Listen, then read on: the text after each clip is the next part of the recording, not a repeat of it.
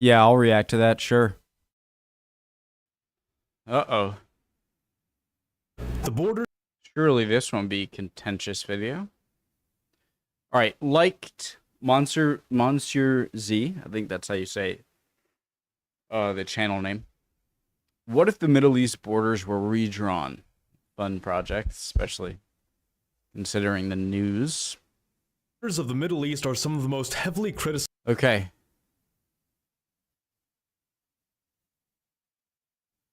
What's changed? Oh, this is just the Middle East. This isn't his new map. I just needed to stop talking. And my name's Connor. If you're new, original link to the video from Monster Z, top of the description. Let's learn. The borders of the Middle East are some of the most heavily criticized and debated national boundaries in all the world. Whether it's people arguing that the Middle East's borders facilitate endless wars and disputes. Would you guys call all of this the Middle East? Like, I don't even know if I consider Turkey the Middle East or Iran. Definitely not Pakistan or Kyrgyzstan, Tajikistan, Afghanistan, Uzbekistan, Turkmenistan. I just see that as kind of Central and Southern Asia. Definitely the Arabian Peninsula. I would even include Egypt, or at least like the Sinai Peninsula in Egypt. I would see the Middle East as like, I guess if you want to include Iran, and then Iraq, Syria, Lebanon, Israel, Palestine. I might even include Egypt, even though it is in Africa technically, Jordan. But I definitely don't see these as the Middle East and not the Caucasus countries. Turkey, debatable. Or that the borders were based in an attempt to perpetuate dependency and colonialism. Many people from all walks of life take issue with how the Middle East is drawn, and understandably so. Ethnically, religiously, geographically, just about all of these borders don't work. Today, religion is the chief division across the Middle East, with the more traditionalist Hanbali Sunnis of Saudi Arabia in a power struggle against the Shia Persians of Iran. All the while, Guys, so Shia and Shiite are the same, are two names for the same thing, right? Like, Shiite and Shia are both the same sect of Islam, right? So there's Sunni, and then there's Shiite Shia Islam, correct? With Sunni being the majority kind of Arab states, right? Jewish state of Israel finds itself wrapped in struggle against the Shia sorry, that was the Persians last pause, I promise. Iran. All the while, the Jewish state of Israel finds itself wrapped up in all of this, de facto aligned with Saudi Arabia against the more hostile Iran. The Saudis are in direct war against Shia movements in neighboring Yemen and Bahrain, while the Iranians are combating Saudi-backed radical Sunni movements like ISIS within Iraq and Afghanistan. ISIS is Sunni, huh? Not to mention Saudi-backed Afghanistan. Oh, Jesus Christ. Radical Sunni movements like ISIS within Iraq and Afghanistan, not to mention Saudi-backed Kurdish independence movements. This isn't even speaking of the more secular nationalist governments of Turkey and Syria, who are themselves tied into the Saudi-Iranian religious feud, but with their own distinct agendas. With the Middle East being as chaotic as it is, I and some of the US of Z community came together to redraw the borders of the Middle East. Jesus Christ. Well, if I'm Saudi Arabia, I would like a Kurdistan, like the Kurds to have their own country, because it takes a lot of land away from your arch rival, that is Iran, and parts of Iraq, which seem to be becoming more Iran-dominated. This is interesting. Doesn't seem like Oman changed much. It looks like they divided the like Houthi majority control southern Saudi Arabia and eastern Yemen into its own thing, and then the rest of Yemen. They shrunk Jordan. What is going on with Iraq and Syria? Oh my God. So Kurds, Azerbaijani?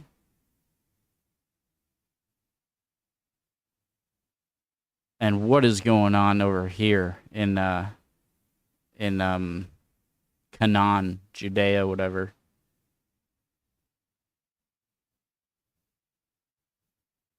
Okay, this is a mess. While we've done something similar in the past for the states of the United States, do not give Rhode Island parts of Connecticut. No, I'm fine with Massachusetts. This issue for the Last Middle East pause. is a whole different animal. These are peoples and regions with long histories littered with animosities, claims, and perceived rights. So while these redrawn borders won't produce a Middle East that will be perpetually peaceful or perfectly prosperous, these redrawn borders will act to address and resolve many of the foremost geopolitical disputes of these states today in a reasonable fashion with respect to each country and its population. In effect, this would provide a new balance of power in the Middle East, which would be conducive to a higher quality of life for the populations of these states. Hello audience, Mr. Z here with another video for you. If you're new to the channel, welcome. We have videos like this every week, so be sure to subscribe and stay tuned. Last pause. Okay, the major thing I'm curious him to explain is this area. Like the little, like, is this... It looks like they might have conjoined the West Bank with Jordan. But, I mean, is this Lebanon? Is this Syria? And why are there 1, 2, 3, 4 states in Judea, Canaan, Palestine, whatever you want to call it, for the populations of these states? Hello audience, Mr. Z here with another video for you. If you're new to the channel, welcome. We have videos like this every week, so be sure to subscribe and stay tuned. One of the first rules we laid out for this redrawn map was that a sovereign Middle Eastern state cannot exist solely on the grounds of religious or ethnic difference. It must have the capacity to reasonably defend itself, otherwise it's not likely to remain independent for long, or will be highly dependent upon foreign support to continue to exist. That's the reason for this, Israel manages to stand as both an example and an exception to this rule only because it has been supported for so long that it is now able to competently defend and sustain itself, whereas in the absence of outside support it would not have lasted for very long. This rule created an issue of several scattered populations losing the opportunity for representation, but it is a necessary move. For what good would it be to establish a small independent state for a population that will surely be conquered or fought over by multiple larger states? The conclusion then was to form these states not as fully sovereign entities but as proxies, clients, or autonomous republics within larger, more powerful but still like-minded and friendly states. Iran and Saudi Arabia are the chief factors in play for this rule, given that over the past several decades they have been actively attempting to carve out their spheres of influence, essential empires built on religious commonality.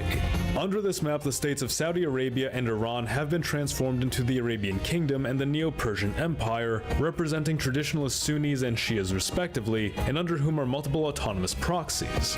The Persian Empire would have its direct borders slightly reduced, ceding the religiously and ethnically distinct Balochistan to Pakistan, with whom it has more in common. Northwestern lands of Azeri background would be incorporated into Azerbaijan, which itself would be made an autonomous proxy of the Persian Empire. Lands to the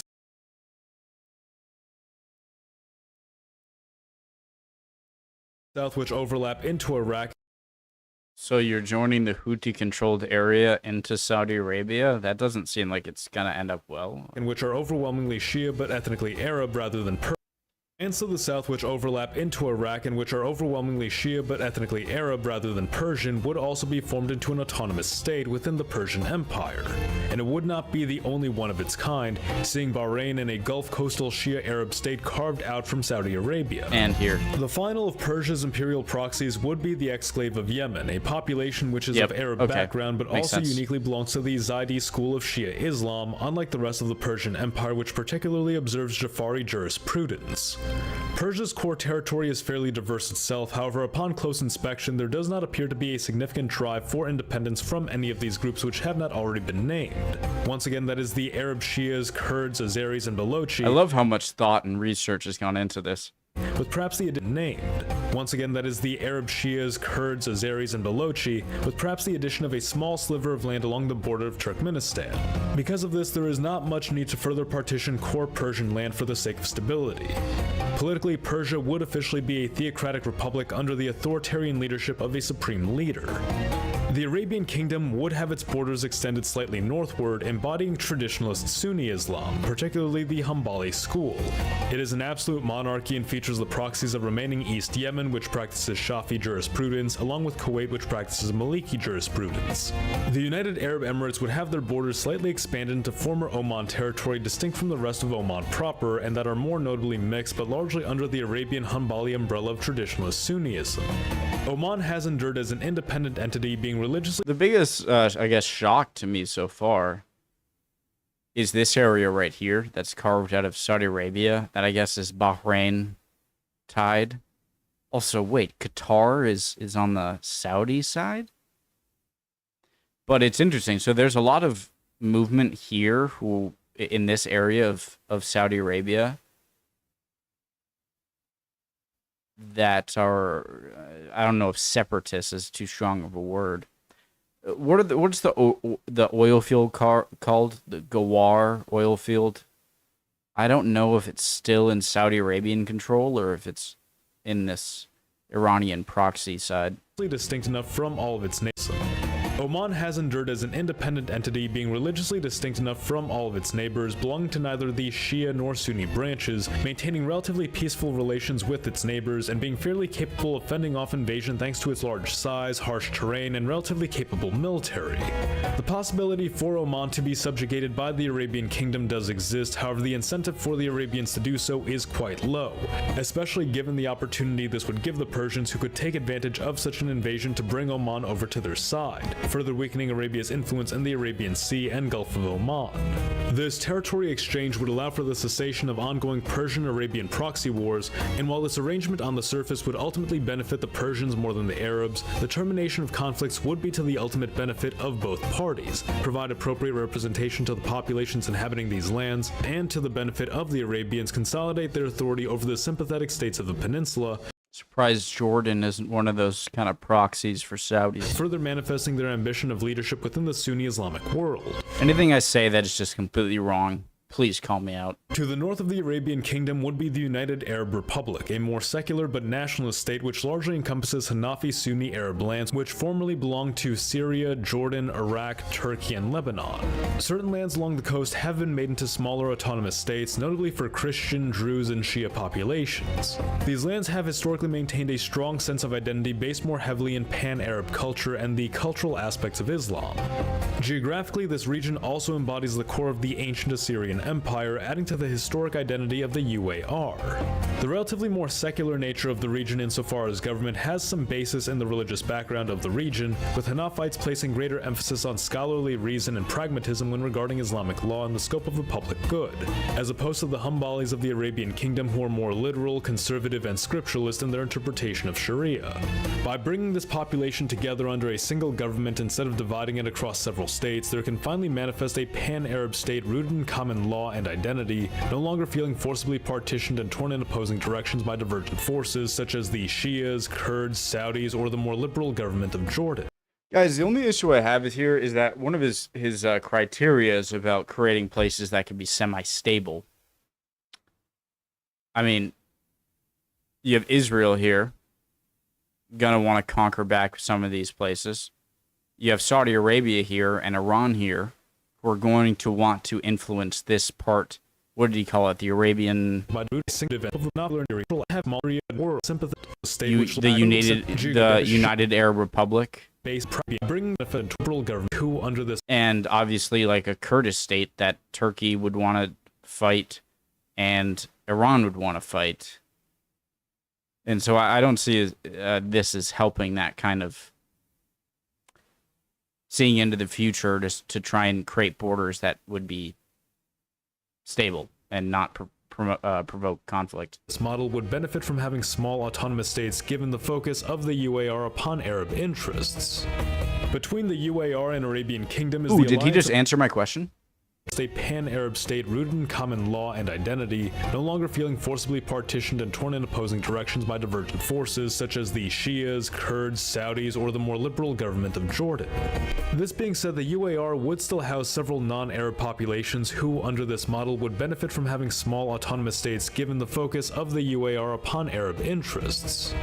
Between the UAR and Arabian Kingdom is the alliance of Israel and the Kingdom of Jordan, two sovereign states who under this model would be brought into a close military and trade union to secure themselves against their more anti-democratic neighbors to the north and south.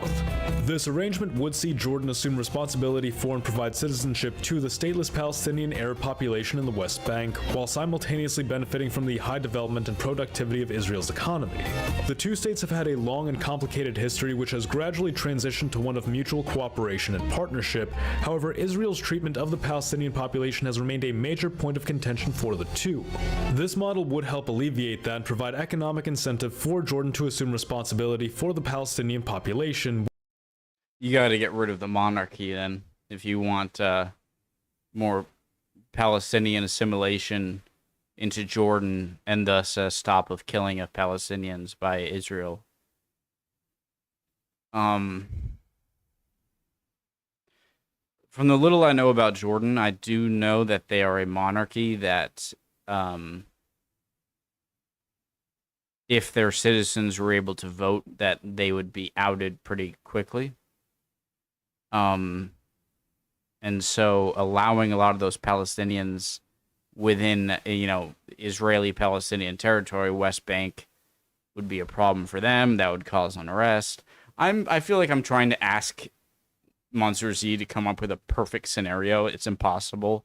So maybe I should chill out a bit. Which they have historically wanted to help, but which they have been hesitant to.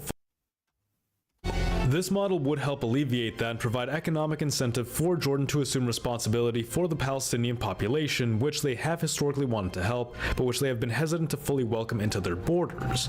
Jordan is a unique instance of. I hear it's because that the monarchy feels that would provide more people who would want to overthrow them, right? A state which is hesitant to deeply involve itself with any of the other Middle Eastern powers, be it the anti-monarchical Arab nationalists, the absolute monarchism of Saudi Arabia, or the Shia theocracy of Iran.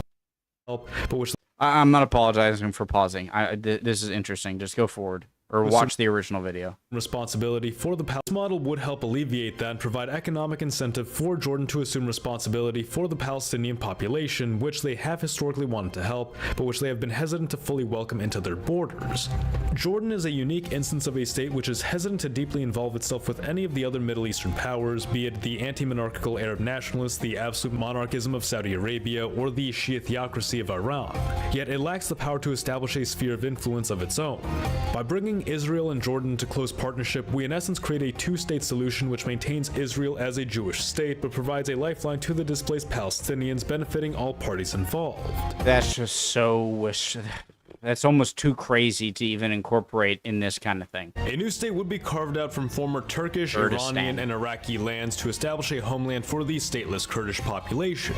The state itself would be predominantly Sunni, particularly of Maliki jurisprudence, but there would be an additional autonomous state established to its northwest to account for the Shia Kurdish population as well, thus resolving both the Kurdish insurgency and the chief religious divide within the Kurdish population, further establishing a direct buffer between Turkey and Persia. Turkey would of course be diminished of land inhabited by Shias, Kurds, and Arabs along the border of the UAR, but otherwise would remain largely unchanged as an overwhelmingly secular Turkish republic rooted in Hanafi Sunnism. One could argue Turkey is inhabited by... Sorry, I just want to open up another tab for after I watch Hanafi Sunnism. I just want to check that out later. Secular Turkish republic rooted in Hanafi Sunnism. One could argue Turkey is inhabited by several smaller populations which deserve independence or autonomy as well, and second only to Persia, it would be the most diverse state in the Middle East. However, as we stated before, each of these states would be too small and incapable of defending themselves, in many cases being entirely landlocked within Turkey. What might be proposed as a solution for this is that Turkey adopts a federated model akin to Russia to grant these lands limited autonomy, but for the moment this doesn't appear to be a matter that could escalate into conflict given how spread out and small these populations are, with the key exception of a particularly large Kurdish cluster around central Anatolia. Cyprus additionally would be incorporated into Greece, providing limited autonomy to northern Cyprus, and all Turkish claims... Greece. Just give Greece the eastern side of the western side of the Bosphorus to the island would be forfeited to end the risk of conflict between Greece and Cyprus, and all Turkish claims to the island would be forfeited to end the risk of conflict between Greece and Turkey. Finally, minor accommodations will be made across the states of North Africa to provide limited autonomy to the underpopulated southern interior lands of each state. Libya will be split into the states of Tripoli and Tobruk to cease the ongoing Libyan civil war. Where's Libya? While Egypt establishes an autonomous zone for its Red Sea coastal area. The divide within Egypt isn't too stark, but it is significant enough that providing the coast greater autonomy could contribute to preventing future internal hostilities. And there we have it. Like I said, it may not be perfect, but it definitely relieves a lot of the building tension across the region and gives a voice to several populations either fighting for one or who wouldn't have a chance otherwise. But hey, let me know what you think in the comments below. you can't. No one can do it. No one is going to be able to redraw borders here with that will be able to withstand legitimate criticism. So I definitely I see his point there. I can't critique too much. But in terms of long-lasting peace, you're still going to have the Iranian-Saudi,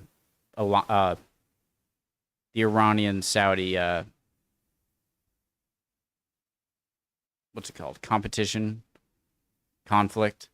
And so you're going to have, I feel like, major battle zones within these two areas. Kurdistan wouldn't last. It would be like conquered by, I would see like Saudi Arabia, Egypt, Israel, Jordan joining forces, and the United Arab Emirates and the non-Houthi Yemen and maybe Oman forcibly.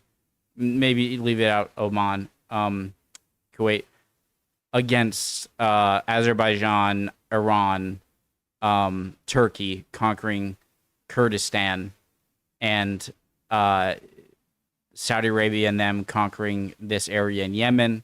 And then I think it's just going to be a battle between the powers of Turkey and Iran versus the powers of Saudi Arabia, Israel, Jordan, and Egypt. And I would assume most of the conflict is going to take place in these two areas. But really cool. Really interesting. Love y'all. Hope you're all doing well. It was a fantastic video. Would appreciate if you click the subscribe button. It's free and it helps me out. It's up to you. And I hope we can keep learning together. If I said anything wrong, anything stupid, incorrect, or any questions you can ask, anything, I appreciate all of it, guys. All right. My biggest fear sometimes is giving my opinion on something that sounds that where I sound more confident than my knowledge should allow. So call me out if I said something wrong, okay? But definitely engage me in any of the things I said or whatever. You guys are always awesome with that. Love y'all. See you guys next time. Bye. We'll keep learning.